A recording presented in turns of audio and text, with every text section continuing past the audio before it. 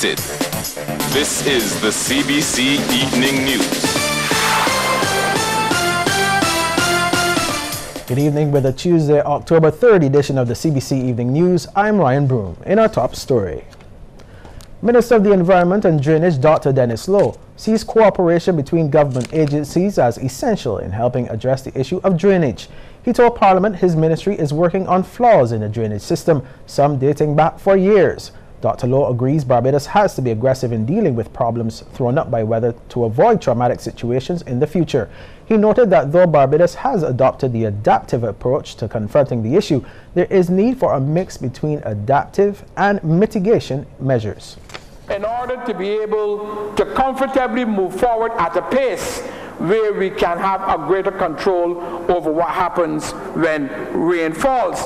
Now, I realize, for example, that when we look at mitigation, we have to draw upon forecasting, we have to draw upon engineering, we have to draw upon research and development, we have to draw upon planning, and as the honourable member who just took his seat, we have to also draw upon coordination and collaboration among agencies.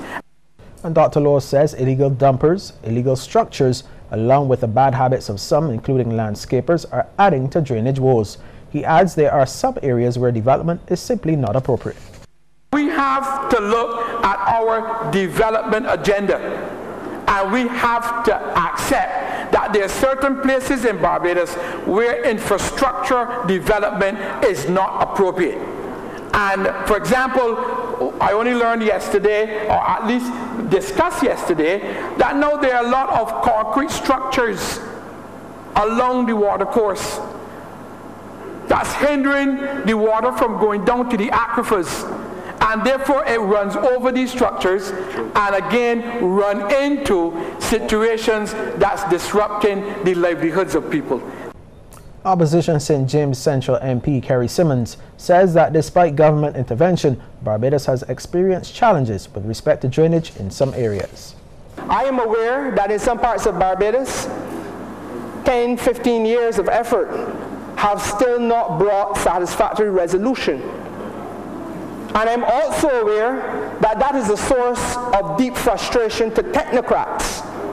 Now, Mr. Speaker, sir, these problems must be resolved by way of suitable partnerships being made between our country and relevant developmental financial institutions.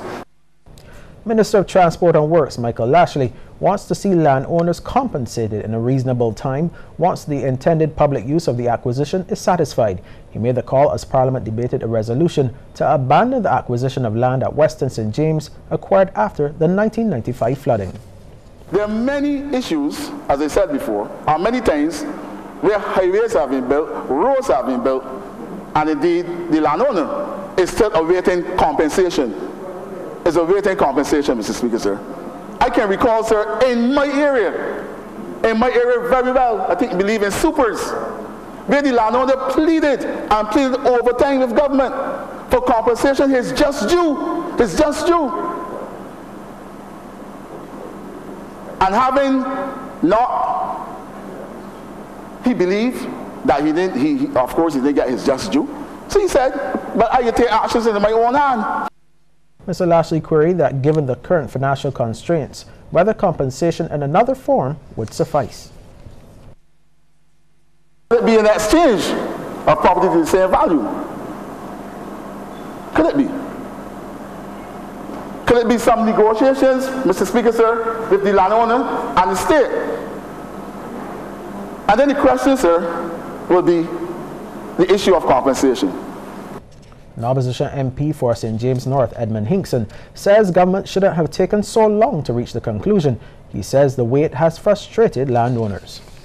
This is a fundamental problem in terms of our governance structure.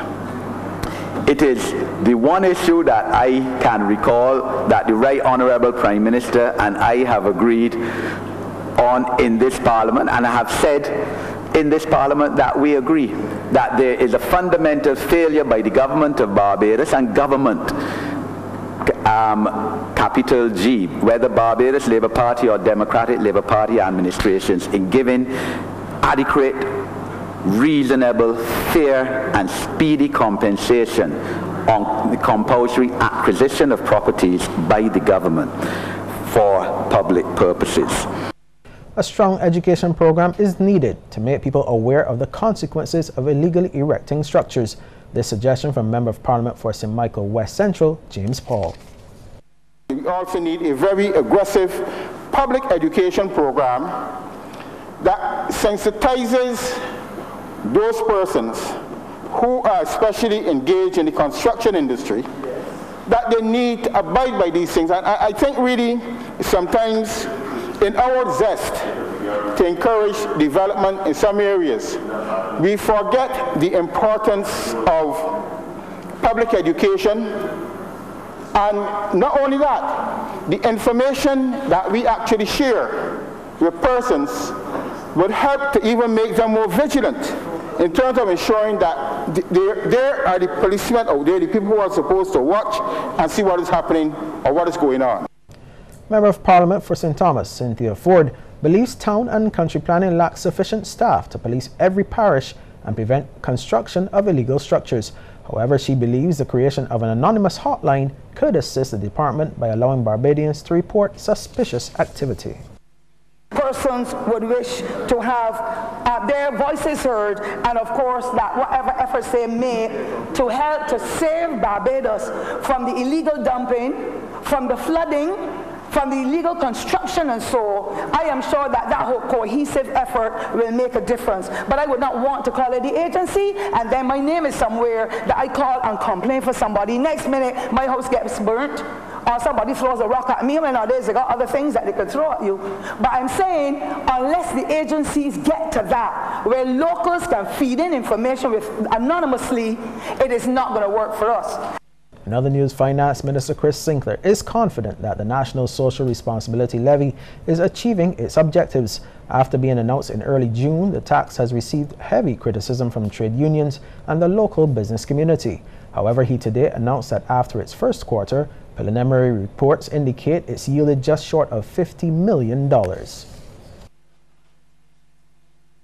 If you were to multiply by the 4 quarters, would give you just around 200 million Barbados dollars, and that is only on the NSRL component.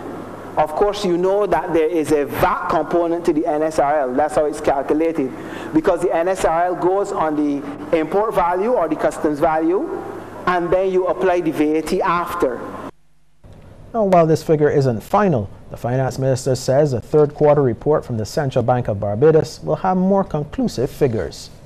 We're now receiving the final filings from the Customs Department on the import values, the values on the import component of the VAT to parse out or separate what would have been the increase in that VAT for the period July, August and September, to then pull that out, add it to the NSRL proper, and then we get a full figure. In other news, 14 Barbadian schools have paired up with schools in the hurricane-affected territories of Tortola and Antigua and Barbuda to offer assistance to their students. This announcement from Minister of Youth Stephen Lashley. The minister says the initiative will be spearheaded by the Barbados Mabalozi program, which operates through the Commission for Pan-African Affairs. They assist several of our schools, particularly our primary schools, in understanding the African identity and in teaching them many of the rubrics in terms of their origins. Today, of course, the Mabalozi program is focusing on very important work. As you know, several of our territories across the Caribbean have been impacted very, very severely by hurricane. And in the midst of all of this is the kind of impacts that has actually visited our children across the region. Minister Lashley made the comments during a press conference, which was attended by students and teachers of the Mabalozi program. Under the initiative, local students will collect donations to send school supplies, books, board games, and sporting gear to their regional counterparts. Minister Lashley hopes the relationship will continue beyond the rebuilding efforts. The program A Child Like Me, Adopt a School project is an inspirational project, but mainly designed to reach out and to provide some much needed school supplies, stationery to these schools. And we hope that this collaboration will extend even beyond the confines of the response that is required in the aftermath of this disaster. We hope that the parent can be seen as a continued collaboration effort. We take a pause here, but we'll have more news after the break.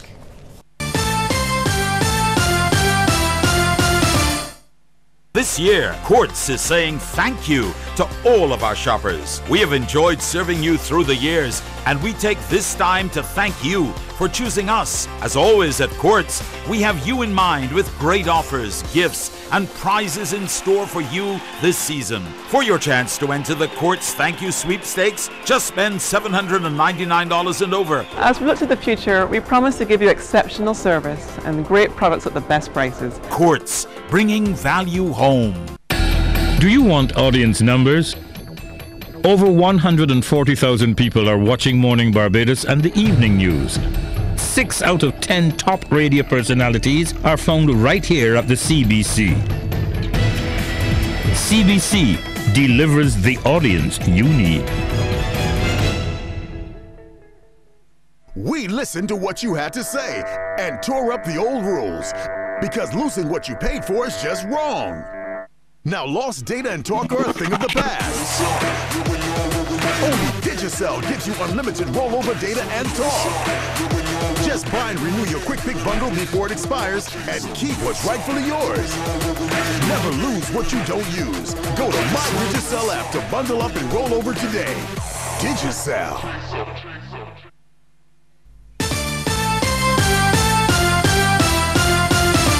Welcome back. Well, a St. James man has succumbed to the injuries he received after being stabbed just over a month ago. The deceased, identified as Jeffrey Oliver, was involved in an altercation with another man at the Cheapside Market in the city on August 17th.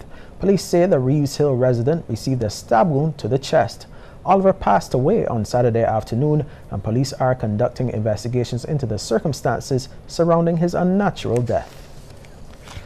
Legislation is coming that will see the establishment of a Building Standards Authority for Barbados. That's the word from Minister of Transport and Works, Michael Lashley, in the wake of the damage and destruction in several Caribbean islands impacted by Hurricanes Irma and Maria. Mr. Lashley hopes the bill will be certified by the Attorney General shortly. He provided some insight into the bill as he addressed a Democratic Labour Party St. Michael's Southeast branch meeting. It also speaks to the inspection of buildings, standards to set in terms of buildings. Of course, there will be an inspectorate, but I will speak to the public about that very shortly. But I know the bill is with the Attorney General's office, and we hope to have that bill out as soon as possible, and so that we can ensure that there is strict compliance with standards. And Minister Lashley also assured road safety advocates that the new Road Traffic Act is ready. I have no control over the Attorney General's office. They have a whole sweep of legislation up there to deal with. They have the Pre-Larceny Act. Then we have a whole set of other pieces of legislation. But I must say, though, that we have finally gotten it back, and we should ready to Parliament as soon as we can fit it in the timetable. That is the new Road Traffic Act. This is ready. In other news, 12 St. Michael's schools will be vying for first place when the Battle of the West Primary School quiz gets underway later this month. Member of Parliament for St. Michael Northwest and Finance Minister Chris Sinclair says there are plans to expand the quiz to all 11 parishes. We've reached 12 schools. I think it's very important because our vision is that eventually this will be an island-wide tournament among all of the schools divided up into the divisions, similar to how they do it for athletics. But we know we couldn't start at that level one time. We have to build and go. And so hopefully by the time we get to the 10th anniversary, we will be at that level. But we are building and we are going on to add more schools. And it is important that we do so to ensure that all of our children are involved. Minister Sinclair was speaking during the launch of this year's competition, now in its 5th year. Representatives for all 12 schools drew numbers to see which schools they come up against during the first round of the competition. The minister believes it's important that the students are exposed to competition at their age. We operate in a world where resources are scarce, opportunities are limited, and sometimes you're going to have to compete against someone to get that opportunity. Whether it is a job, if it's a scholarship, whatever the case may be, you're going to have to compete. So it helps at this basic level. Friendly, interactive competition helps to build the sharpness of your minds, to utilize the knowledge that you have, to put that into action, and to see what levels you're at and where you may need to go beyond that to make yourselves even better. We take a pause here, but still to come, a look at some of the stories making headlines across the region. Honey, this kitchen needs painting. Why not the whole house? We hitting the jackpot at Berger Paints. Enter to win free paint in one of 7 prizes in the Anson McCall Lucky 7 jackpot worth $140,000. Just spend $100 at Brightest Stokes, Brightest Express and Stationery, Brightest Insurance Standard, MQI, Berger Paints, or Consolidated Finance. Enter your code online at www.ansonlucky7jackpot.com for your chance to win. See website for full details. My son had a drinking problem at college. I'm glad a friend suggested Al-Anon family groups. Is someone's drinking troubling you? You might be surprised at what you can learn in an Al-Anon family group from people just like you. Call 1-888-4-AL-ANON or go to alanon.org. For more information about Al-Anon in Barbados, please call 246-257-2373. Thursdays just got beefed up on Morning Barbados. That's right. Now we partner with the BADMC to do something for beef's sake. Learn more about quality Bajan beef, the Carmitas brand, and how you can enjoy it from the farm to your fork. If it's the right cut you're looking for, then for beef's sake, watch Morning Barbados every Thursday from 6:45 a.m. It's the beefiest 10 minutes on TV. Brought to you in association with the BADMC.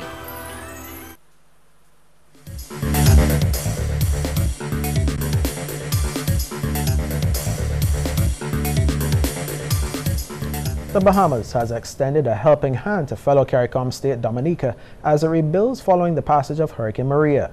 Bahamian Prime Minister Dr. Hubert Minnis led a delegation to Roseau, where they received an aerial tour of the island to see the damage left behind by Maria.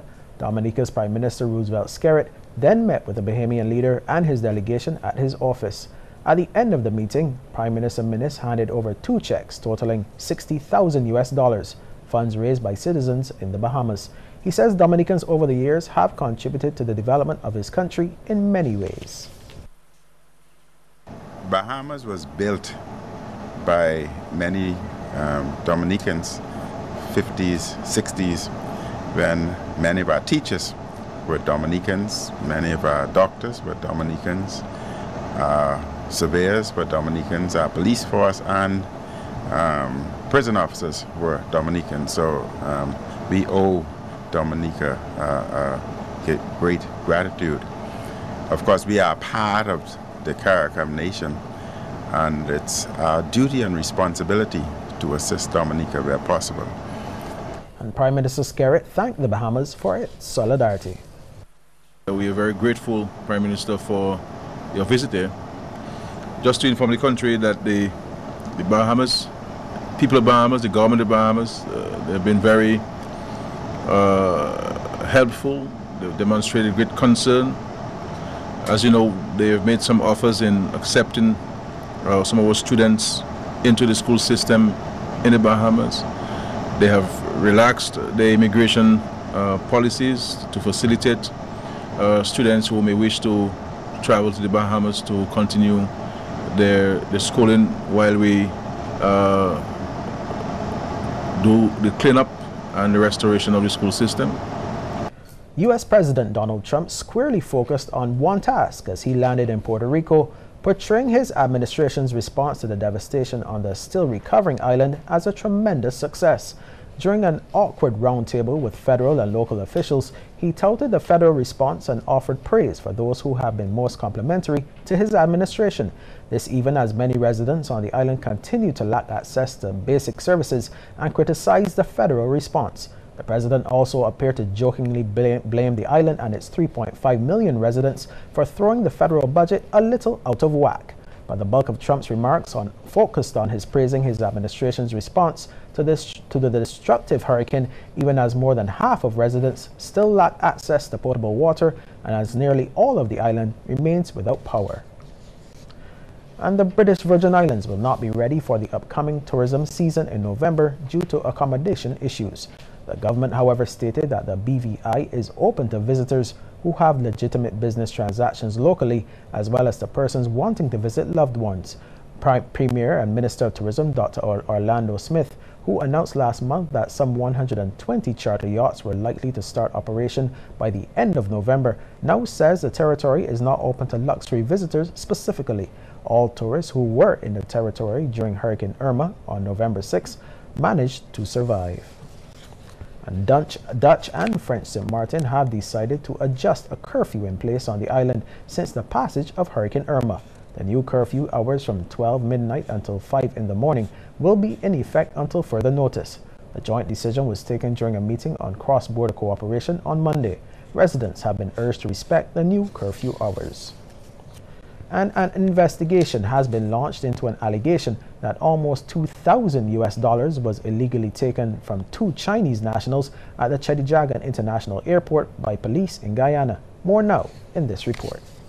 It is reported that the Chinese nationals who own a supermarket on the west coast of Berbice arrived at the Chedijagan International Airport around 20 hours and were approached by the 2 ranks.